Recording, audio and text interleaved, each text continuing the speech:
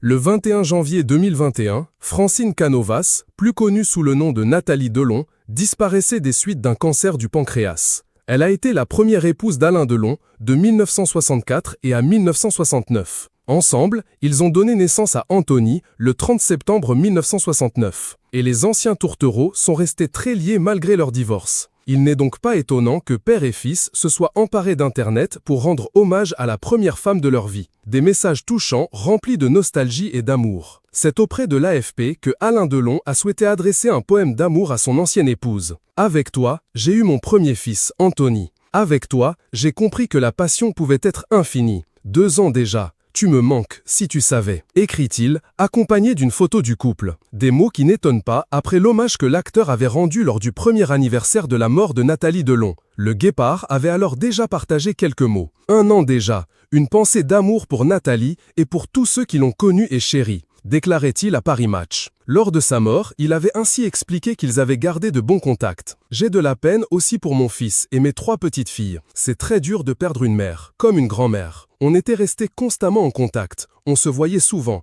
Je faisais partie de sa vie, elle faisait partie de la mienne. » Pour Anthony Delon, l'exercice est d'autant plus difficile qu'il était très proche de sa mère. Sur Instagram, en légende d'une photo de Nathalie Delon, il écrit « On dit qu'avec le temps, ça passe. Je sais que c'est vrai. Seulement voilà, pour l'instant, la magie n'opère pas du tout. 2 ans déjà. Miss you more than ever. » Un message qui a ému ses abonnés qui n'ont pas manqué de partager leur affection. « Courage mon chéri, je t'aime fort », écrit Luana Belmondo. « Anthony, ça ne passe pas. Non, jamais. Juste, on s'habitue à vivre avec cette plaie. » Ou « Verté », lui murmure ainsi une abonnée.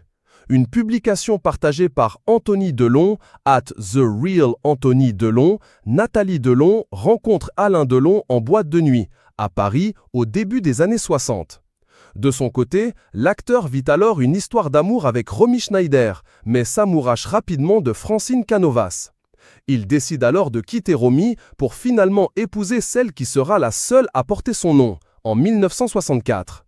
Après une lune de miel au bord du paquebot France, les jeunes mariés s'installent à Los Angeles et conçoivent, dans la foulée, Anthony.